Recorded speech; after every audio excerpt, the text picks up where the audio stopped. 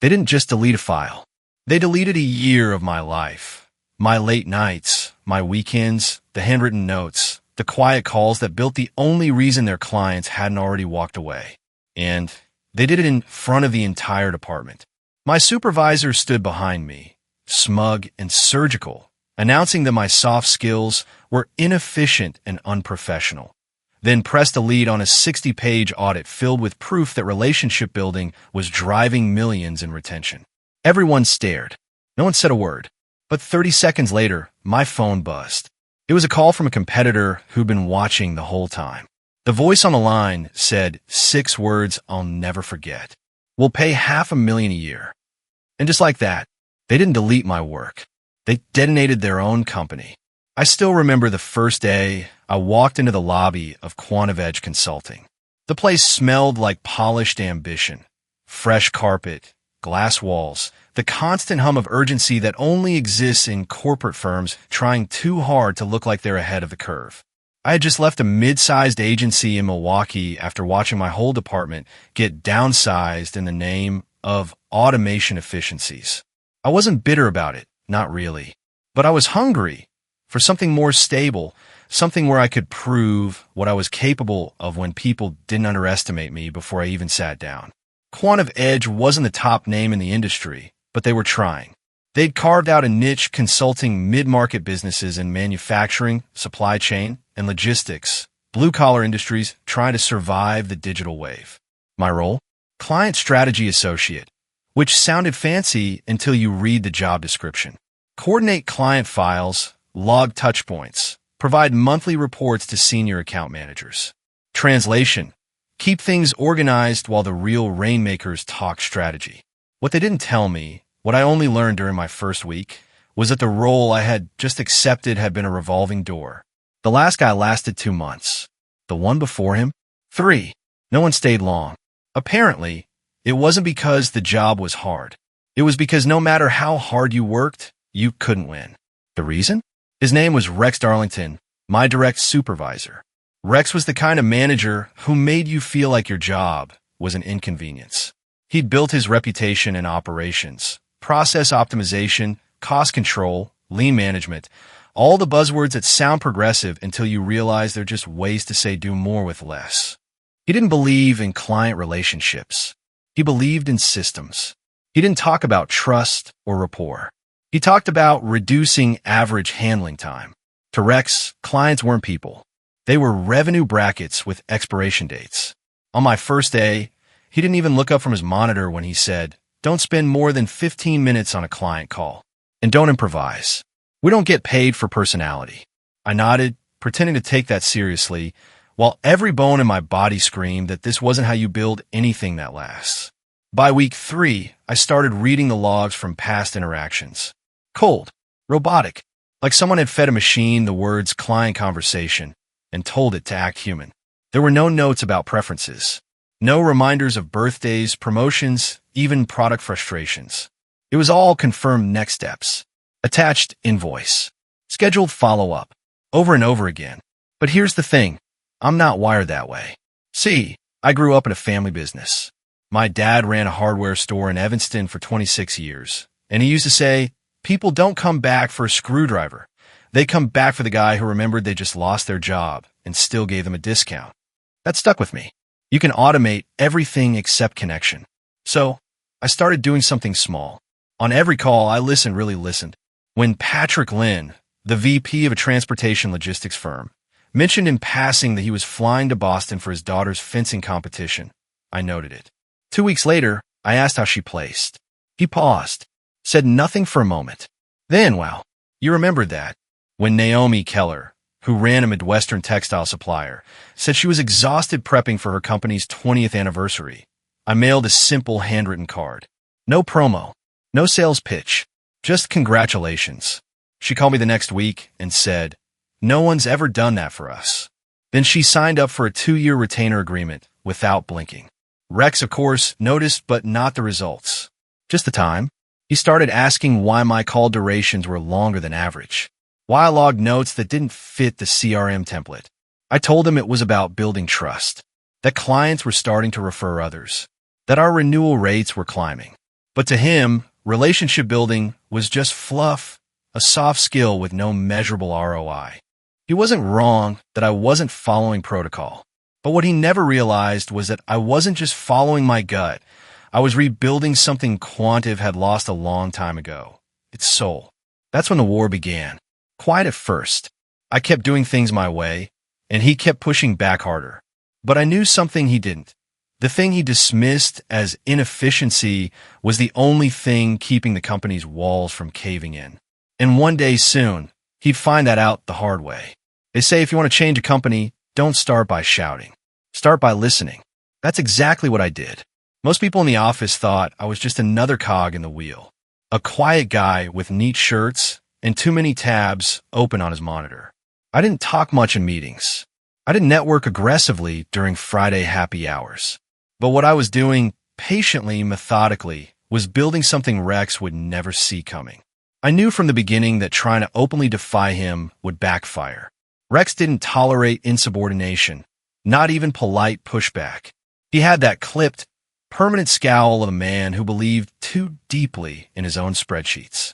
He worshipped KPIs like they were commandments carved in stone, and to him, client satisfaction was just another column in the quarterly dashboard. If I had walked into his office and said, "I think we should prioritize relationships over speed," he would have laughed me out of the building. So instead, I played it quiet, under the radar. It started with the notes. Not the ones the CRM required, call completed, invoice sent, follow-up scheduled, but real notes. Details, stories, memories. On a cold Monday morning, I called Gloria Reyes, a client from Des Moines whose company handled raw material sourcing for several Midwestern factories. She sounded distracted, and when I asked if everything was okay, she hesitated, then admitted her father had just passed away after a long illness. I didn't say much, just listened, let her speak. And after the call ended, I wrote it down. Father passed away. Send condolences. The next day, I mailed a small sympathy card. No logo, no business message, just a handwritten line, thinking of you and your family. Matt. 3 weeks later, she called back, completely unprompted, and said, "I don't know what your company is paying you, but it's not enough." Then she extended her contract by another year and referred us to a sister company. It kept happening. One by one, my calls stopped being calls and started becoming conversations. Not forced, not fake. I wasn't pretending to care. I actually did. I remembered that Naomi Keller liked French cooking and was teaching herself to bake sourdough on the weekends. I knew that Patrick Lynn's wife was recovering from surgery, and I always asked how she was doing before diving into pricing models or delivery schedules. Those little moments, the pauses, the laughter, the "how are things at home," they weren't filler. They were the foundation. And clients responded. Referrals ticked up. Renewal hesitations disappeared. We even brought back 2 accounts that had ghosted us months prior. But here's the kicker. None of it showed up on Rex's dashboards. Not in the way he understood data. See, he measured call efficiency, response latency, average time to close. But he had no metric for client trust. He couldn't quantify rapport, couldn't track warmth or loyalty or that subtle shift in tone when a client stops treating you like a vendor and starts talking to you like a partner. But I could feel it every day. And yet, the deeper I went into this quiet rebellion, the more obvious it became that Rex was watching me. Not closely at first, but enough. He'd swing by my desk during lunch and glance at my notes, lips pursed like he was smelling something off. He once saw the name Madeline, 8th grade violin competition, in one of my logs and frowned like I'd written a love letter instead of a relationship cue. Another time, during a team meeting, he casually asked, "Matt, how exactly are you using your 45-minute call blocks? Seems excessive for client check-ins." I just smiled and said, "Sometimes they need more than a confirmation email." He didn't smile back. By month 4, the tension had a pulse. I knew he was waiting for me to slip up, to cross a line he could point to and say, "See, this is why you don't go off script." But I never gave him that. I stayed polite. I logged everything. And most importantly, I kept winning. Clients started asking for me by name. They'd bypass the general line and call my direct extension. They'd email me after hours with questions that had nothing to do with contracts, but everything to do with trust. Do you think this supply chain strategy makes sense? Would you take a look at this pricing model before we pitch it to our board? I wasn't just a vendor. I was becoming an advisor. And that terrified Rex. He couldn't understand it, because to understand it meant accepting that everything he had built his career on, rigid structure, clean data, sharp lines, was no longer enough. The real turning point came when our quarterly client retention numbers were released. We had jumped nearly 30%. And the biggest gains? All came from accounts I handled. Rex said nothing, but I saw his knuckles whiten when the CEO, Miles Harwood, casually mentioned in the meeting, "Whatever Matt's doing, we should figure out how to replicate that."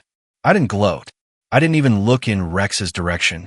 I just nodded and kept my eyes on the projection screen, already knowing that the moment I was praised was also the moment I became a threat. From that day forward, Rex didn't just want to monitor me. He wanted to stop me. And deep down, I knew something was coming. I didn't know how. I didn't know when. But I could feel it, the storm tightening. And when it finally hit, it wouldn't be subtle. It would be public, brutal, and deliberate. But I also knew one other thing. No matter what Rex tried to erase, the clients would remember. The hammer didn't fall right away. Rex wasn't stupid. He was calculating. The kind of man who didn't swing until he had lined up every domino. So when it finally toppled, it would look like your own fault. That's how it happened. Not with yelling. Not with slamming fists or dramatic accusations. Just a quiet, professional email request that landed in my inbox on a Thursday morning. "Matt, please prepare a full audit of all client communications from the past 12 months. Include notes, outcomes, and a detailed account of time allocation per client. This will be reviewed at the next strategy session. Let me know if you have any questions." Rex. I stared at the message for a full minute before blinking. It was short, cold, and fully loaded. He wasn't asking for data. He was building a case. Now, on paper, the request sounded reasonable. Accountability, transparency. Every company does audits. But let's not pretend this was neutral. It was a warning shot dressed as a formality. Rex had decided I was too visible, too praised, too inconvenient. And he needed a paper trail to slow me down, corner me, or better yet, discredit me. It was punishment, bureaucratic and surgical. And it was going to cost me hundreds of hours. Time I could have spent strengthening relationships, solving client issues, or continuing the momentum I had quietly built. Instead, I'd be chained to my desk, reverse engineering every email, every call log, every note I had left in the margins of a growing empire no one but me could see. But I didn't complain. I didn't even flinch. I just straightened my back, took a long sip of cold coffee, and got to work. For the next 3 weeks, I worked in silence. I came in early, stayed late. While others gossiped in the break room about fantasy football trades and upcoming long weekends, I was cross-referencing calendar entries with CRM timestamps, extracting quotes from call transcripts, and compiling a year's worth of invisible labor into something that couldn't be ignored. It was painful reopening old threads, tracing timelines, remembering conversations that had started with my kids in the hospital, or I just lost my biggest distributor and ended with trust, loyalty, and deals no spreadsheet could explain. But I made it undeniable. Not just a collection of anecdotes, but a case study of how relationship-driven strategy converted into real money. The final product was a 60-page report with appendices. I didn't just list interactions. I connected dots. I showed how Naomi's $80,000 renewal happened 2 weeks after I mailed her that handwritten note about her son's music scholarship. I tracked how Gloria's sister firm came on board after we had a 30-minute call about shared supplier issues. I linked Patrick's expansion package, worth $120,000 annually, to a series of unscheduled follow-ups where I helped him think through logistics beyond our scope, just because he needed a sounding board. When I was done, I sent it off with a single line. Completed as requested. Let me know if you'd like to discuss any sections in more detail. Matt, no emotion, no drama, just facts. But I knew what I had just placed in Rex's hands. A mirror, one he wouldn't want to look into. He didn't reply. Not right away. Not even after 3 days. The silence dragged like a heavy fog, and I could feel it clinging to me as I moved through the office. People had noticed I was quieter than usual. Some assumed I was just buried in reports. A few looked at me with that wary respect people give to coworkers who are clearly playing a game none of them fully understand. And then, 1 week later, it happened. Rex called for an all-hands strategy review. Mandatory attendance. Friday morning, 9 a.m. sharp. The email was polished, generic, almost sterile. We will be reviewing our department's communication protocols and client management approaches. Presentation material will be provided.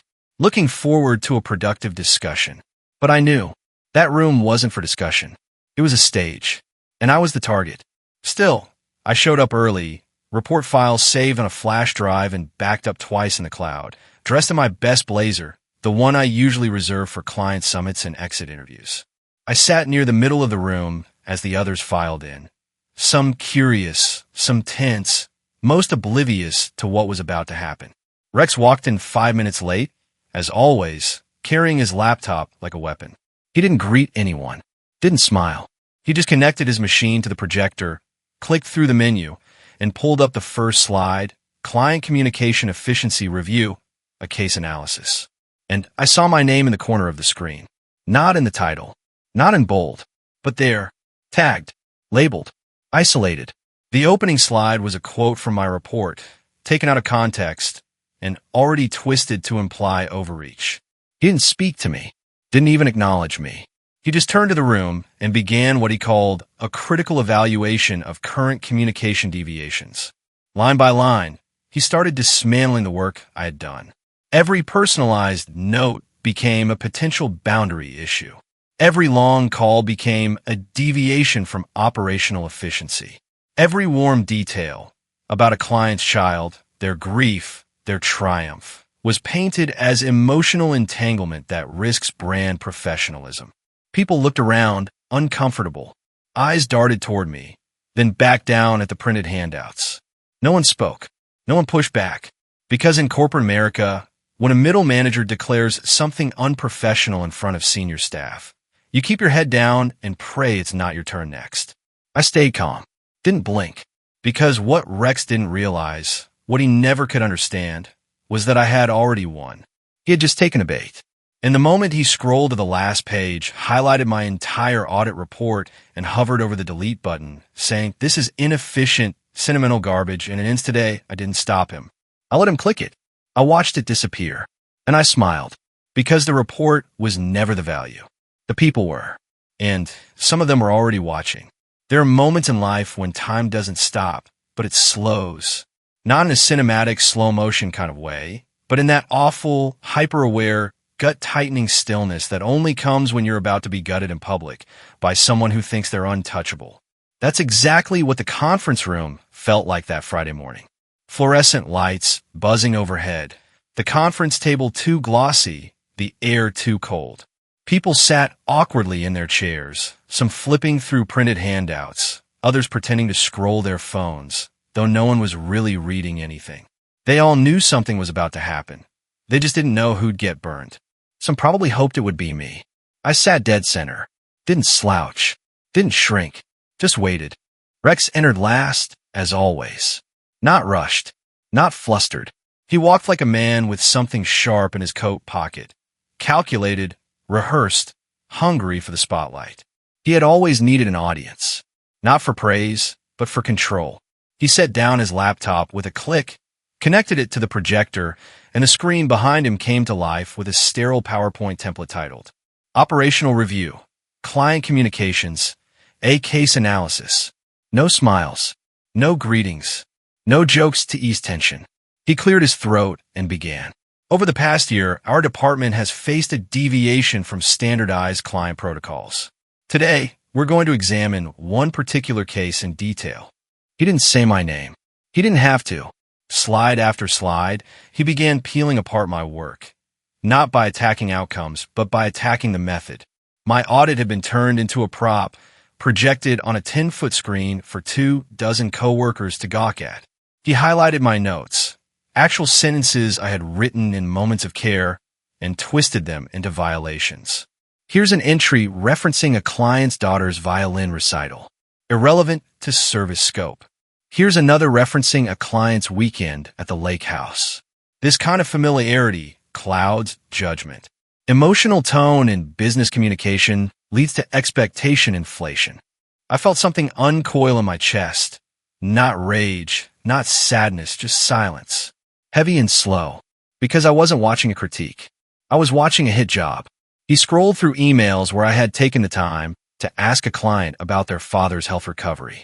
He dissected the call where I helped a long-term partner think through staffing decisions after a layoff, even though it wasn't technically within our consulting scope. He read a message I sent to Gloria Reyes on the anniversary of her husband's passing and scoffed. Ladies and gentlemen, this isn't relationship management. This is emotional freelancing. That's when the whispering started. Not from me, from them. Across the room, I caught glimpses of wide eyes, furrowed brows, someone blinking rapidly, trying to keep their expression neutral. These were people who had shared donuts with me in the break room. People who'd asked me to review reports, help them prep for calls. Some of them had privately thanked me when clients praised our team. Now, they just stared at their shoes or sipped cold coffee, pretending they didn't hear the cracking sound of morale hitting the floor. And then Rex went for the throat. He opened the audit file. 60 pages of annotated proof, handwritten insights, charts, crosstab performance indicators, and footnotes explaining how personal attention had led to client expansion, retention, referrals. He hovered his mouse over the delete button. This entire approach, he said, gesturing toward the document, undermines our professional brand. It sends the wrong message to clients and creates unsustainable expectations. It's inefficient. It's off script. It ends now. Then he clicked. Delete. No hesitation. No backup warning. No apology. Just gone. My work, my nights and weekends, my skipped lunches, my handwritten notes, my heart, erased with the same casual finality someone might use to close a pop-up ad. And for a moment, the room was quiet. Dead quiet. No one moved. No one spoke. The projector hummed gently behind Rex as he stood there with his smug calm like he had just performed some noble act of leadership. He turned back toward the team and continued speaking about standardization protocols and brand consistency, but I couldn't hear him anymore. Not really, because while he was gloating, I felt something I hadn't expected to feel in that moment. Not defeat, but clarity. He had just destroyed the file, but he hadn't destroyed the connections. He couldn't. Because those weren't saved in folders or spreadsheets. They lived in phone calls, in handshakes, in emails clients had printed and kept. They were real, living, breathing, and apparently some of those clients had been paying close attention. Because while Rex droned on about KPIs, my phone vibrated in my pocket. Once, twice, then again. I glanced down. Next Bridge Advisors, incoming call. And suddenly, everything slowed again, but this time, it didn't feel like dread. It felt like justice knocking. And Rex had no idea that by pressing that delete button, he had just started the clock on his own downfall. I stepped out of that conference room like a man climbing out of a burning building. Not in a panic, but with the slow, heavy-footed calm of someone who knows he just survived something that was meant to break him. My hand was still trembling when I pulled the phone out of my pocket. I didn't even recognize the number at first, but something told me to answer.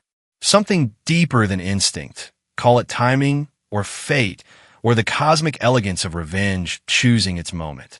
Matt Lawson, the voice asked, warm and professional. Confident. This is he. This is Damon Shun from Next Bridge Advisors. I hope I'm not catching you at a bad time. I turned and glanced through the glass wall of the conference room. Rex was still talking, his hands slicing the air with mechanical gestures, but no one was listening anymore. Some were pretending. Others looked shell-shocked. A few kept glancing toward the door, maybe wondering if I just walked out for good. No, I said, stepping farther down the hallway. Now's actually perfect. Damon didn't waste time. We've been following your work at Quantive Edge for a while, he said, his voice steady, every word deliberate. Our analytics team picked up on the client retention trends 6 months ago. We dug deeper and trace the performance spike to your accounts. Word travels in our industry, Matt. especially when your name keeps coming up in conversations about trust and service culture. I swallowed hard. He wasn't exaggerating. I noticed the LinkedIn views, the quiet recruiter messages, the random compliments from people I'd never met during industry mixers. But I hadn't realized just how many people were watching. We were planning to reach out next quarter, he continued, but when we heard what happened in that meeting this morning, we decided now was the right time. I paused. Wait, you heard about the meeting? He chuckled softly. Matt, consulting is a small world. One of our junior partners used to intern at Quantive. Word gets around. Fast. I leaned against the wall, letting the tension in my shoulders drain for the first time in weeks.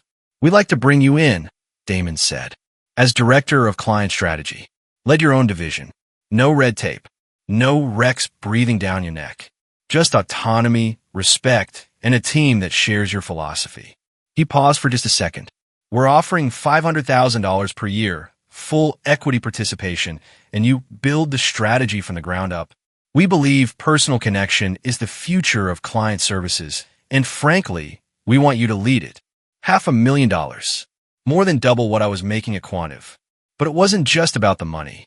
It was the fact that someone finally saw what Rex refused to see, that all those conversations, those notes, those handwritten cards, and remembered birthdays weren't inefficiencies. They were infrastructure. I should be clear, Damon added. We're not asking you to bring client data. We don't want files, reports, nothing proprietary. What we want is you. And if clients choose to follow, that's their decision. I nodded, more to myself than to him. I understand. He exhaled, like he knew I was already halfway through the door. You don't need to answer now, he said. We can draft the contract today, send it to your counsel. But if you're in, we're ready. I stood there for another long second, the soft buzz of office lights overhead, the echo of Rex's voice still seeping through the wall like an old ghost trying to haunt what it no longer owned. And I realized something. This wasn't just an offer. It was an exit, a doorway. And on the other side of that door was a place where my work wouldn't be tolerated. It would be celebrated. I'm in, I said quietly but firmly. Send the contract. There was a brief silence on the other end, like Damon had been hoping, but still wasn't sure until that moment. Welcome to Next Bridge, Matt, he said. Let's build something great. As I ended the call, I looked through the glass again. Rex was wrapping up his speech. His arms were crossed. He looked proud, smug, as if he'd just restored some imagined order in the universe by erasing a file he didn't understand. And I smiled, not because I was about to make more money than he'd ever seen in a bonus check. Not because I was about to take the clients who mattered with me, without even trying, but because the most perfect revenge is the one you never have to plan. You just have to be so good, so irreplaceable, that the moment they try to erase you, the world reminds them you were the thing holding it all together. I turned, rolled back my shoulders, and walked toward the conference room. Not to explain, not to apologize, but to deliver the final note in a story that Rex himself had composed, bar by bar, with every condescending glance, every insult disguised as feedback, and every time he mistook humanity for weakness. And this time, everyone would hear it play. I walked back into that conference room with a different kind of weight in my step.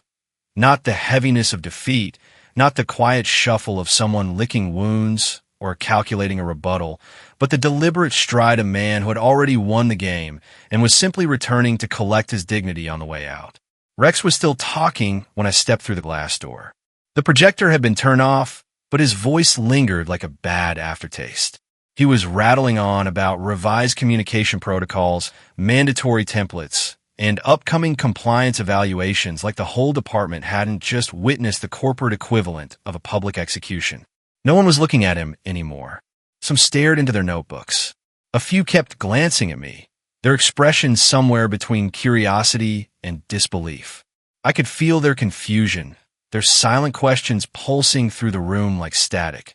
Why is Matt back? Didn't he just get shredded in front of us?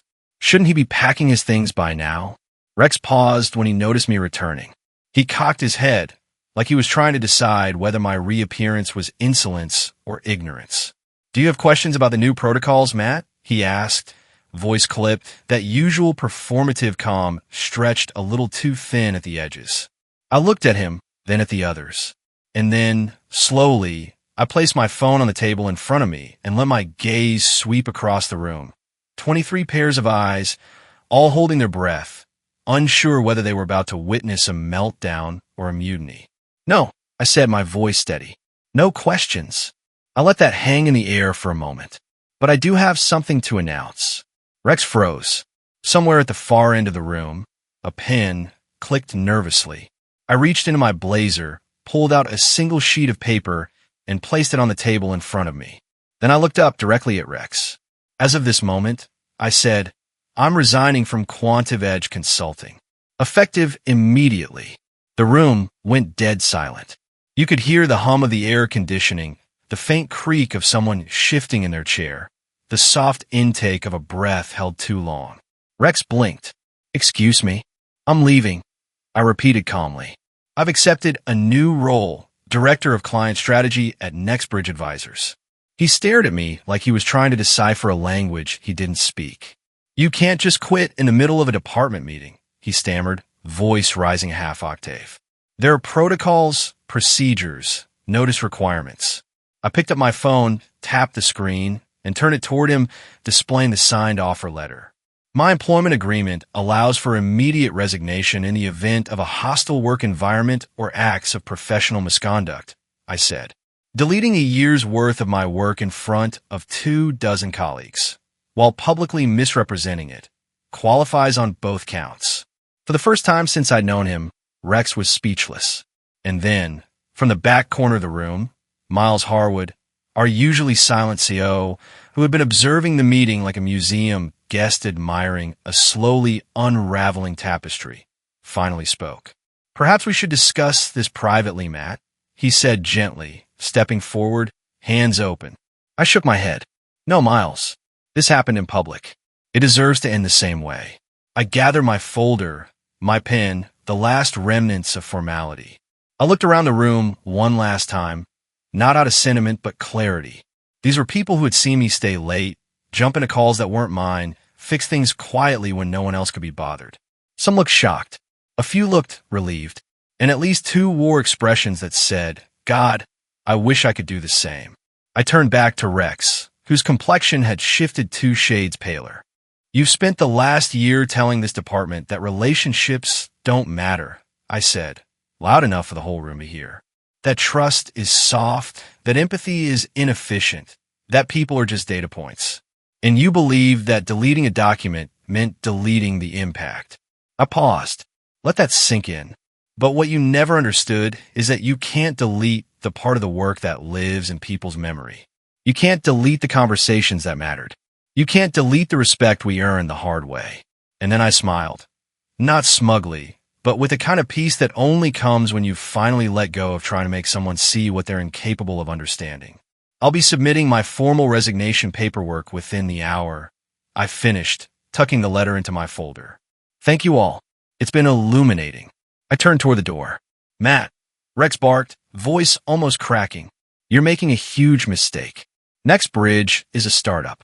They have no proven track record.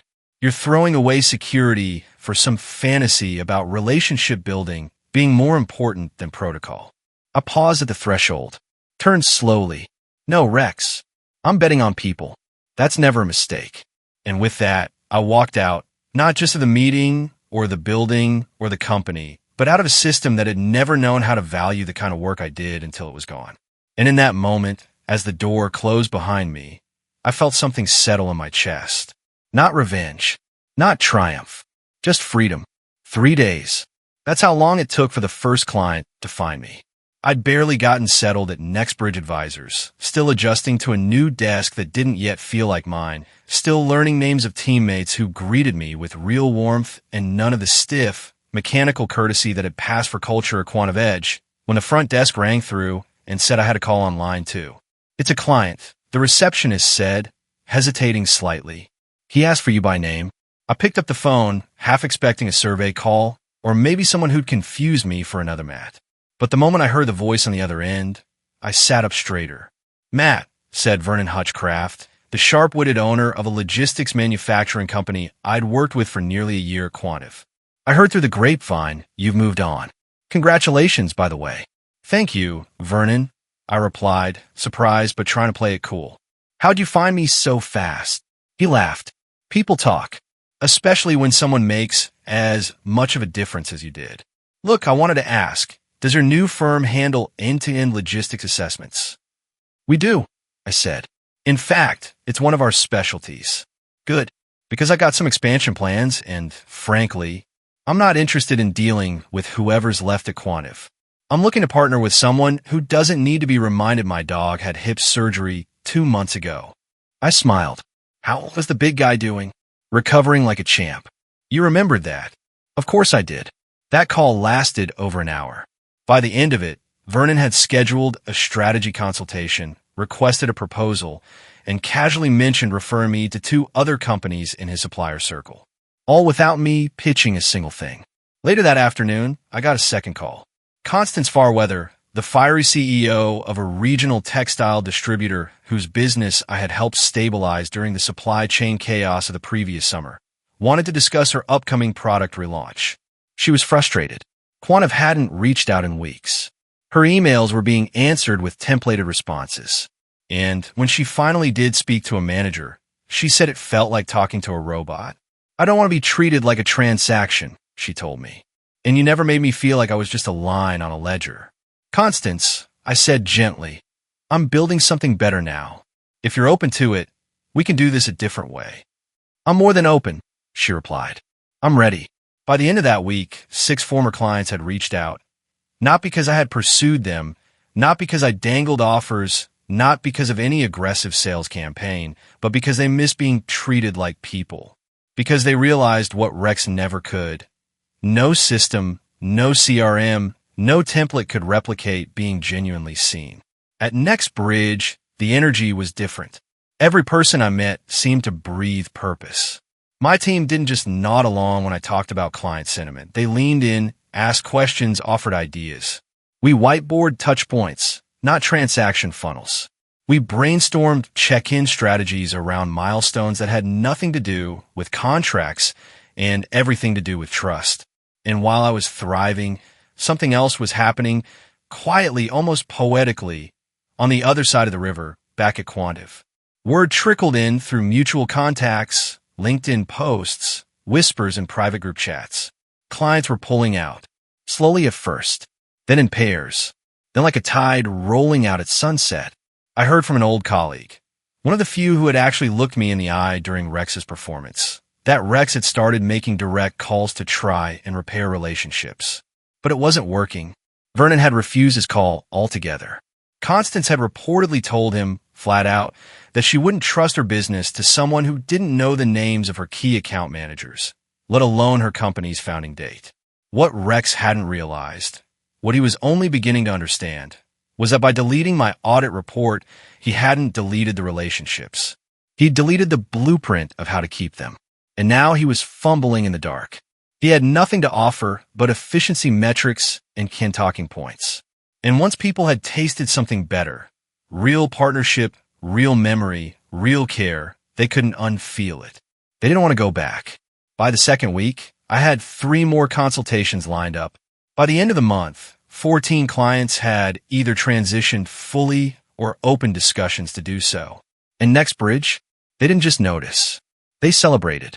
Damon Shun, my new boss, called me into his office with a grin that said everything before he even opened his mouth. You've done more in 3 weeks than some of our legacy teams did in 3 quarters, he said. Whatever magic you brought with you, bottle it, build it, and let's scale it. I didn't say much, just nodded, humbled, grateful. But deep down, I knew the truth. It wasn't magic. It was respect. And that's something no one can delete, no matter how many times they click trash. It started quietly, as these things often do, not with a press release or a mass resignation, not with headlines or alarms, but with missed follow-up calls, emails that lingered too long without a response, and a subtle shift in tone from clients who used to sound excited and suddenly started sounding polite. I didn't need an insider to tell me Quantive Edge was bleeding. You can hear the difference between a company running at full power and one that's slowly losing air. You hear it in the way their reps speak, stiffer, more careful. You hear in the way leadership starts showing up to meetings they used to skip, nodding a little too hard when no one's really said anything profound. You hear it in the silence between scheduled check-ins, because there's no one left to follow up. 3 weeks after I walked out of that conference room, I got a message from a colleague still working there, a good guy, sharp, stuck under Rex's thumb like the rest of them. Client counts dropped 40% in a month, he wrote. Rex is panicking. He tried calling Vernon. Got ghosted. Constance told him to stop contacting her. He's blaming you, of course. But everybody knows. It's not that you left. It's that he never understood why clients stayed in the first place. I didn't reply right away. I sat with it. Because a part of me, an older, less healed part, still wanted to believe maybe Rex would learn something through all this. That maybe he'd realize you can't lead people like they're gears in a machine, that relationships aren't resources to be managed, that loyalty isn't built by hitting quarterly targets, but by knowing how someone takes their coffee or remembering their father was in the hospital last spring. But Rex wasn't built for reflection. He was built for survival. And now that the house was crumbling, he was scrambling for a ladder to nowhere. I heard through the industry that he'd started calling other firms to collaborate on client re-engagement strategies. The irony was so thick, I could have bottled it. The same man who'd publicly deleted my client engagement audit was now trying to revive connections he'd called inefficient emotional distractions. But it was too late, because what Rex never grasped, what people like him can't grasp, is that once trust is broken, it doesn't come back just because you finally feel the loss. You can't reverse engineer authenticity. You can't reboot connection like a server. And you definitely can't pretend to care just because your numbers are tanking. By the end of my first month at NextBridge, 14 former Quanta clients had either switched to us completely or open transition plans. Some are large accounts. A few were massive. And every single one of them cited the same reason in their own words. You remembered us. You treated us like partners. You made us feel like we mattered. At first, I didn't want to gloat. I tried to stay focused on the work, on building something real. But when I heard Quantive had canceled its annual leadership summit, an event Rex used to parade around like his personal Super Bowl, I couldn't help but feel the tremor of poetic justice. Then came the layoffs. 30% of the staff gone in 2 waves. People who had mortgages, families, retirement plans. Most of them weren't at fault. They were just collateral in a war Rex had declared on emotional intelligence. The third wave hit 2 weeks later. Vendor contracts slashed, 2 regional offices shut down, and the company quietly putting out feelers for a merger or buyout. It was no longer about pride or vision. It was survival. And the calls started coming, not from clients this time, but from people I used to work with. Some were angry. Some were scared. A few just wanted to say, "You were right, man. We should have seen it." One of them told me that during an internal review, Rex had tried to convince the board I'd sabotage client trust before leaving. But the timeline didn't line up. Clients hadn't fled when I left. They fled after trying to stay and realizing that what kept them coming back wasn't in the system anymore. It had walked out the door with me. The board wasn't stupid. They launched their own investigation, started pulling reports, cross-checking feedback, looking at patterns. They saw the spike in satisfaction that had coincided with my tenure. Then they saw the cliff after I left. And just like that, Rex went from pillar to liability. I wasn't there for the conversation, but I heard the whispers. One meeting, behind closed doors. A short, tense statement from Miles Harwood, the CEO. We're restructuring leadership. Effective immediately. No one saw Rex again after that. His office was cleared by facilities over the weekend.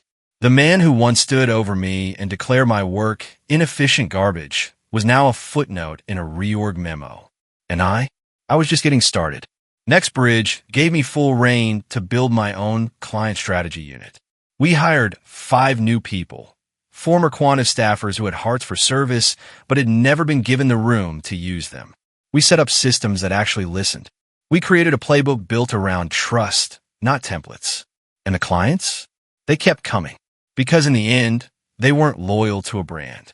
They were loyal to a feeling, to the experience of being known, to the simple, powerful truth that in business, as in life, people stay where they feel seen, 2 years have passed since I stood up in that conference room and walked out of Quantive Edge with nothing in my hands but a single resignation letter and everything in my heart that truly mattered. It feels longer, and yet, strangely, not so long at all. Time does this thing when you're finally aligned with your values. It expands and contracts in ways you don't expect. Some weeks at NextBridge felt like entire chapters of a book I'd been waiting to write for years. Others flew by in a blink, measured not in hours or deadlines, but in handshakes, in client smiles, in the subtle but powerful nod someone gives you when they finally feel like they're being heard. We didn't just build something great. We built something different. The clients who came with me, Vernon, Constance, Gloria, Patrick, and more than a dozen others, they became the foundation of our most successful fiscal year in company history. Not just in terms of revenue, though the numbers were strong. No, it was something harder to quantify: reputation. We became known in the industry not as the fastest, not as the cheapest, but as the firm that actually remembered who you were. That asked the second question. That knew your daughter's graduation date or your founder's legacy story. We built a culture around the idea that business isn't just transactional, it's relational. And those relationships are living things. They breathe, they grow, and if you neglect them, they die. Meanwhile, Quantive Edge became a case study in exactly what happens when you confuse efficiency for effectiveness. They rebranded quietly, downsized, merged with a competitor who valued bottom-line discipline over legacy preservation. The name Quantive now sits under someone else's logo, like a forgotten middle name. Most of their clients are gone. Most of their people, too. And Rex? I heard, through the usual back channels, that he's struggling to land new roles. Apparently, hiring managers are wary of bringing in a guy whose last apartment hemorrhaged clients faster than it could update its CRM. There are rumors he tried launching a consulting firm of his own, something focused on performance metrics optimization, but it fizzled before the end of the year. You can only sell frameworks when people believe you understand humans. And Rex never did. But if you're expecting this to be a victory lap, it's not. Because here's the truth. This was never about revenge. Yes, there's a deep satisfaction in watching the natural consequences of someone else's arrogance unfold. Yes, there's a kind of quiet justice in seeing your former oppressor fall to the very thing he dismissed: connection, empathy, memory. But revenge implies I set out to harm. I didn't. I didn't sabotage. I didn't manipulate. I didn't poach. I simply walked away and let the truth breathe. And the truth is this: in any relationship, professional or personal, the currency that matters most is respect. You can automate a process.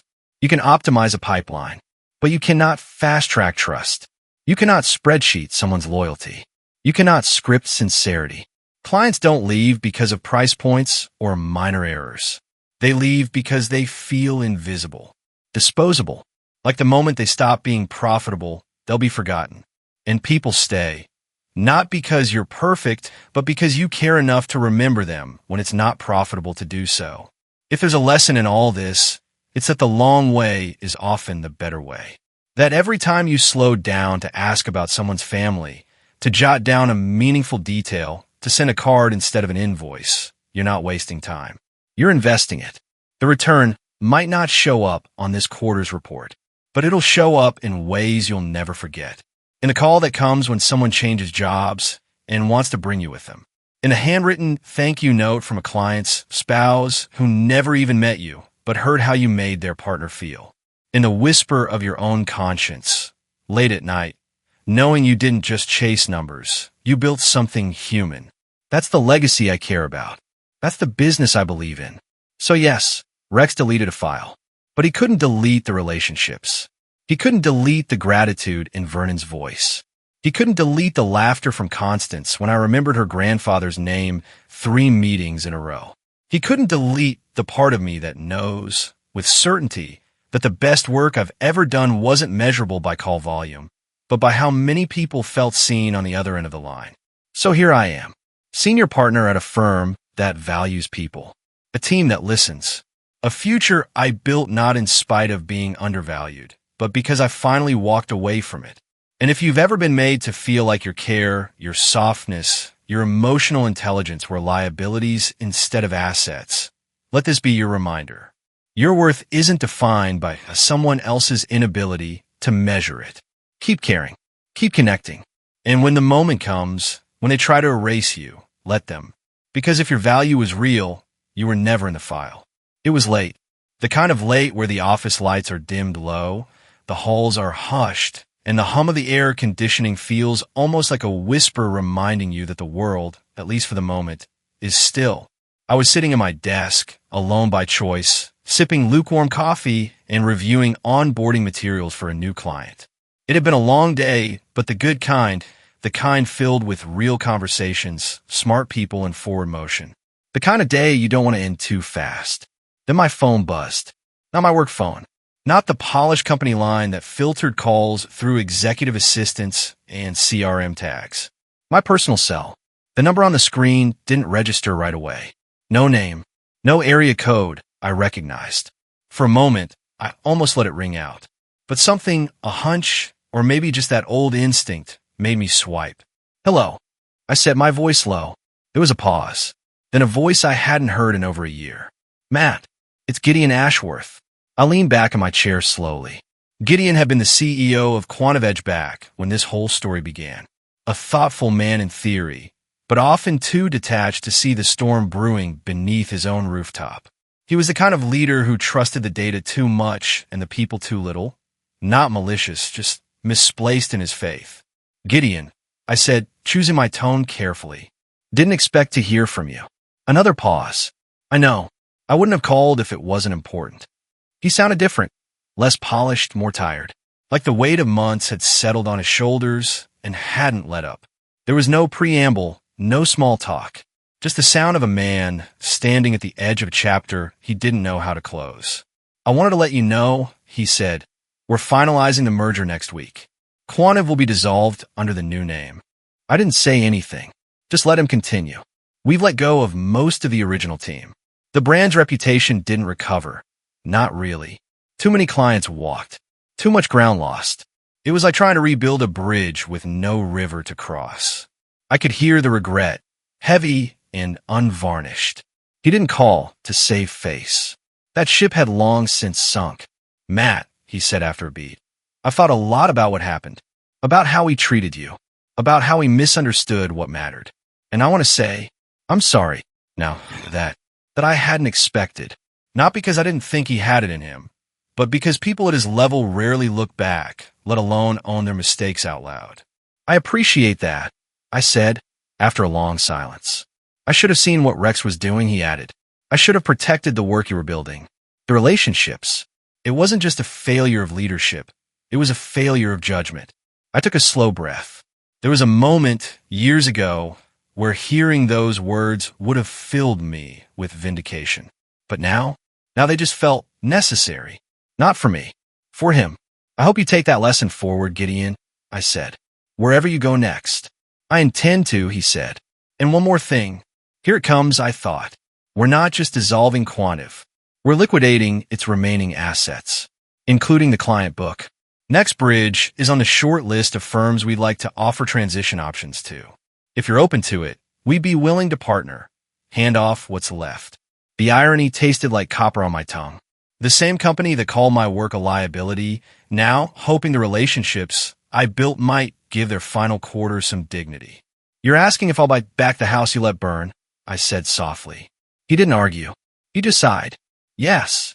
I didn't answer right away, because that was the moment it became crystal clear. I wasn't angry anymore. I wasn't holding on to the bitterness or the need to prove anything, because I had already won. Not against Rex, not against Quantiv, but for the people who trusted me, who followed me, and who still picked up the phone when I called. I'll talk to my team, I finally said. If we can help those clients land somewhere better, we will. But I'm not here to resurrect a ghost. There was another long pause. I understand. Then, quieter, thank you, Matt, for answering, for being better than we were. When the call ended, I sat there for a while. No music, no distraction, just the sound of the city outside my window and the faint hum of something ending, and something else rising in its place. The next morning, I walked into our team meeting and told them what happened. We didn't gloat. We strategized. Because here's the thing no one teaches you in business school. The best revenge is never about destruction. It's about direction. It's about choosing the path forward with so much grace and clarity that the people who tried to bury you are forced to realize they never knew how deeply you were rooted. And as I looked around the room of my team, at the people who believed in empathy, in memory, in doing business like it still meant something, I smiled. Because the final call wasn't about closing a door. It was about proving that we'd already built the better one. If this story resonated with you, if you've ever been underestimated, silenced, or watched your best work get erased by someone who didn't understand its value, then I want to hear from you. Drop a comment below and share your story. Let's build a community where people know they're not alone, where empathy isn't weakness, and where integrity still wins. If you believe that real relationships matter more than reports, and that respect can't be faked or forced, then please like this video, subscribe, and hit the bell icon so you don't miss the next true story of quiet revenge, earned dignity, and real leadership. Because sometimes the best way to get even is to build something better.